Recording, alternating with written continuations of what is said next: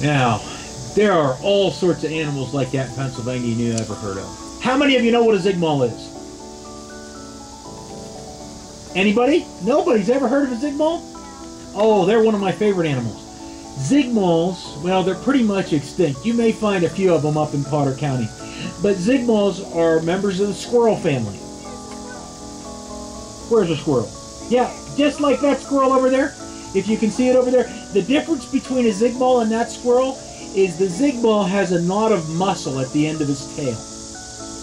He has a nice knot of springy muscle, about the size of a pool ball at the end of his tail.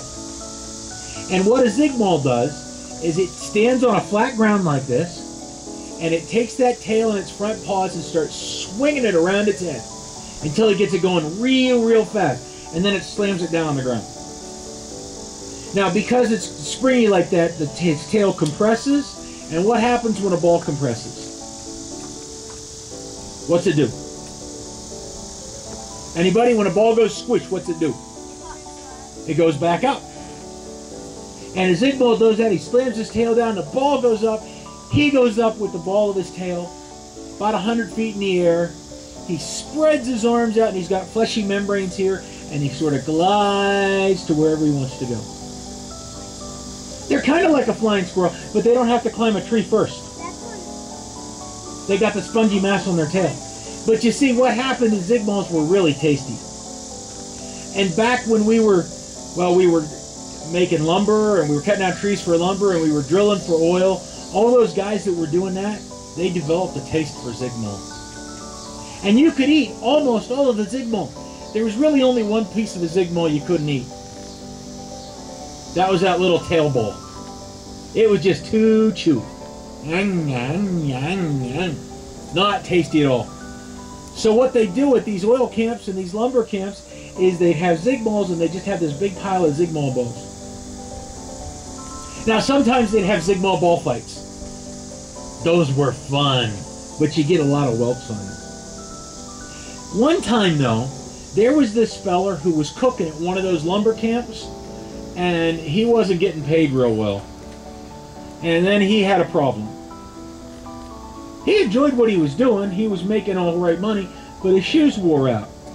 He wore the soles right off his shoes. The tops of them were good, but there was nothing on the bottom. And he didn't have money to go get them fixed. But he was a smart man. And he looked at that pile of Zigmall balls there, and he realized that they're kind of like rubber. I got rubber on the bottom of my shoes. Wonder if I can cut them up and stitch them on the bottom of my shoes and make soles. Well, he played with them a little bit, experimented, and guess what? He got some nice new shoes. Not only that, they were kind of springy. And he was getting orders from some of the other guys to make them, until one day he was coming back with a bucket of water from the creek, and he tripped. Well, this feller tripped and kind of stumbled like you do sometimes. He didn't fall all the way to the ground, but he landed real hard on his shoes. And you know what Zigmalls use that for. What do you figure happened to this feller? He went up in the air. He only went up about 3 feet. But he went up 3 feet and he came down and he landed on his feet. And he went up 5 feet and he came down. And he went up 10 feet and he came down. And he went up. And he went up. And he went up. And they tried to stop him. They tried to lasso him, but he was just bouncing so hard they couldn't catch him. He kept bouncing higher and higher. Now the guys at the camp took pity on him. They kept him fed. They had a great way for feeding him.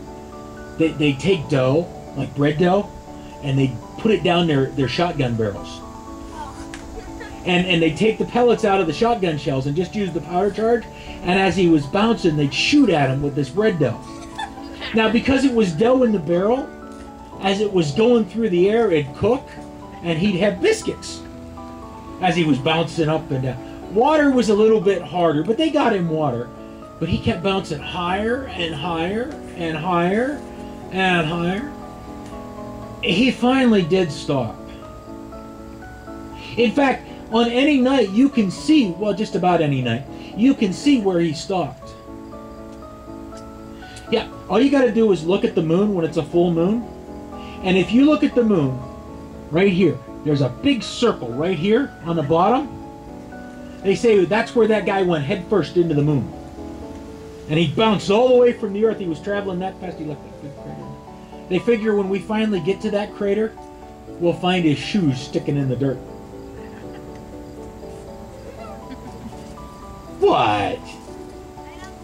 You don't believe that? Oh.